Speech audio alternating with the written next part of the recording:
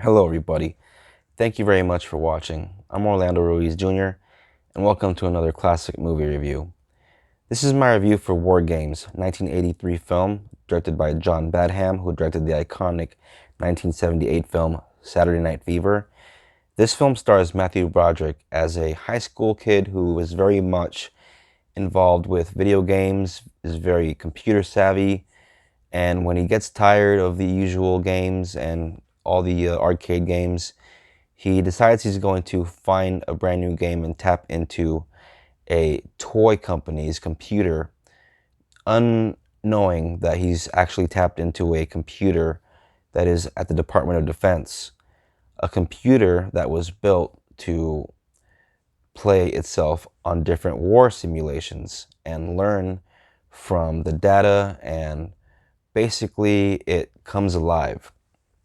And it's very advanced, especially for this time. And the main character has this pretty much adventure once the government finds him out, and he has to kind of go on the run. It's one of those sort of on the run paranoia thrillers that is very relatable, considering to this day people are very much uh, still scared of the government. And kind of reminds me of Enemy of the State in the way that they're just surveilling this character when he goes to 7-Eleven and walks out with a big gulp.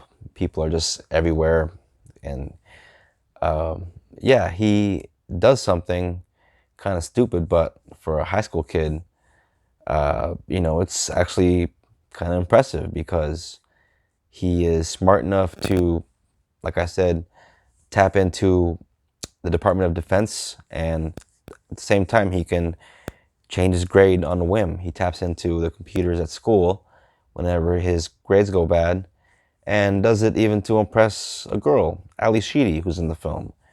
Those of you that are familiar with 80s films, you'll remember Sheedy. She was in Short Circuit and The Breakfast Club and St. Elmo's Fire. And they make a cute couple in the film, Sheedy and Mathew Broderick. And this was a couple years before Ferris Bueller's Day Off, so he still was still looking the high school part here, even all the more because he was a couple years younger. And I've always enjoyed Mathew Broderick as an actor, and he does a really good job in this film. He's always Hollywood's go-to guy whenever they need a nerd. When they needed a nerd to star in Godzilla, they got Mathew Broderick for that god-awful 1998 Roland Emmerich film. But like I said, he does a really good job in this film, and just the angle of a high school kid running from the government. I think it's kind of thing that a lot of kids can sort of just find entertaining, because anything that stars something with a young character is easy for someone young to kind of relate to. And a lot of people wonder, how would I handle the situation? Would I have the wits to, get away and, sort of escape and sort of clear my name and stuff like that, which is what he kind of has to do. Has to think on his wits, and with a little help from Sheedy and someone else that he has to find later on in the film.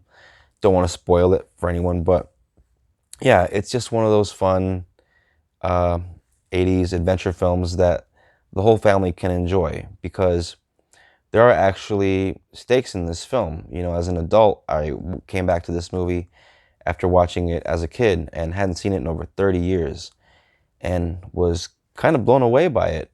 I didn't remember most of what I had seen, and yeah, I had forgotten pretty much everything I had seen. Like I said, it's been at least over 30 years, so watching it started to get a little bit of like flashbacks to like back in the day of being a kid back in the 80s again. But yeah, just such an enjoyable, entertaining adventure. And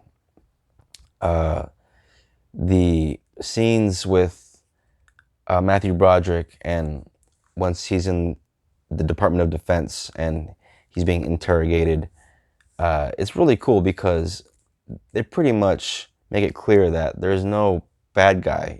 Even the people that are detaining him, they're just normal people with regular jobs that are trying to get to the bottom of this situation because they're trying to make sure that nothing escalates into like DEFCON 5, because the DEFCON just keeps going up and up, and um, you know World War III, nobody wants that. So when this kid, like I said, he thinks he's trying to when he's trying to tap into this toy company, trying to get a hold of this game, and he thinks he's actually playing a game when it says you can pick Russia or America, and he picks Russia.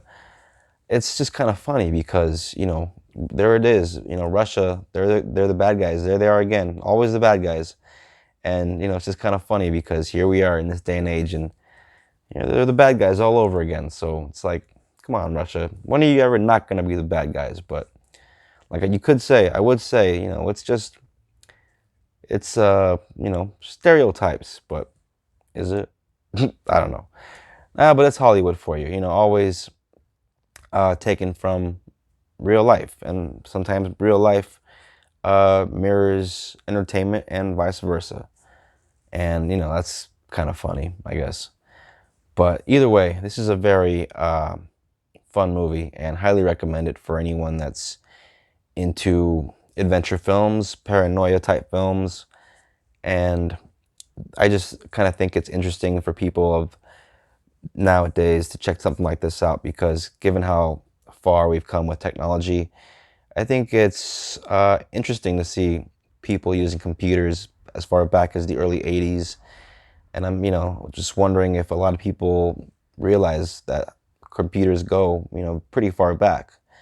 And I remember as a kid myself, in the late 80s, early 90s, having one in our household and thinking, wow, this is cool. This was, it was very new at the time. And going to school, all the teachers were telling us this is the future. One day this is going to be, everywhere. And as kids, we were just like very, dismissive about it. And, here we are. It's the future, which is now the present. And yeah, computers are everywhere, and it's insane. So definitely a time capsule of a film that still holds up quite well. I give it 3.5 stars, and just very, very enjoyable. And hopefully you guys can discover it and check it out for yourself. I came across this film, I believe, on Hulu, but every now and then movies get shuffled around from one streaming service to another, or taken off completely for a little bit. So like I'm always saying, the hard copies are out there. There is a young Mathew Broderick, Sheedy, and yeah, War Games, good time. And yeah, hopefully you guys can find that. So gonna go ahead and wrap it up. Thank you very much for watching, and please look out for the next classic movie review. I have so many movies to talk about. It's definitely not over yet. Got movies from the 30s, the 60s, the 40s, the 50s, the 70s, the 90s, every decade. Got to cover it all, because there are so many classics out there, and a lot of classics that people haven't pointed out, maybe classics yet. So can't wait to dive into all of those. So thank you very much. Hopefully everyone has a pleasant evening or pleasant day, whatever. And please share, comment, like, subscribe, and don't be shy. Please, I don't see enough comments. I'd like to see some more. So let me know, what are some of your favorite 80s classics, since this is an 80s film. Have a great one, and be safe out there. God bless.